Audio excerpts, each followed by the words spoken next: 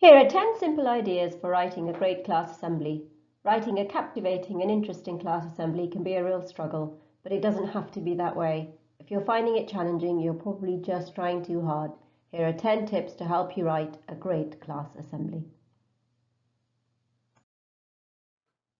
Number 1. Keep it simple. If your assembly is on Tudor kings and queens, just write about Tudor kings and queens and nothing else about the period. Number 2. Know the subject. You don't have to be an expert on something, but definitely spend a couple of hours researching the subject if you don't know the topic very well. Sometimes while you're reading up, the assembly will kind of plan itself out in your head. Number 3. Have a structure. Carve out the different sections the assembly is going to have and then get cracking on writing these different parts.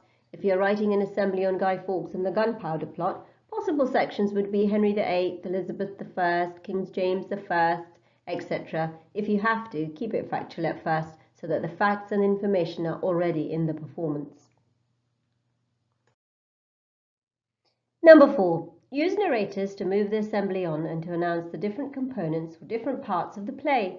They need to be clear and loud. If you can, have them sitting on high benches. Number 5. Use humour. When you have written the facts, weave in the funny bits. It is important to have humour. A bit of sarcasm, odd jokes, wordplay will go a long way to make the play interesting. Number 6. Keep the lines short. Children will find it hard to remember too many lines and will find it hard to keep their voices loud.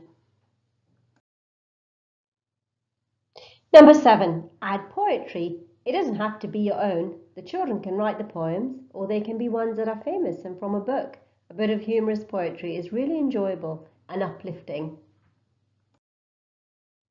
Number 8. Let's dance. If you're writing a historical or a cultural performance, a dance movement can add a bit of a lift. For example, a medieval or a Tudor dance sequence matched to a good track is really entertaining to watch if your assembly is on castles or the Tudors. Number 9. Read it out aloud. When you've finished, read the assembly out to yourself and mentally picture each scene and how it would look better.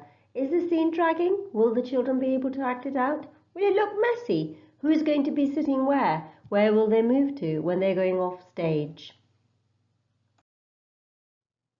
Number 10. Rehearse. Leave enough time for practice and rehearsals. Children need to be clear about when they're on and will feel a lot happier and confident if they know what they're doing. Remember, parents love to see their children on stage, even when they can't hear what they're saying sometimes. Don't get nervous about your performance. It really is about the children enjoying themselves, and as long as the process is fun, the final thing is going to be great. For more tips and ideas, and to download from our range of class assembly scripts, visit assemblyideas.co.uk.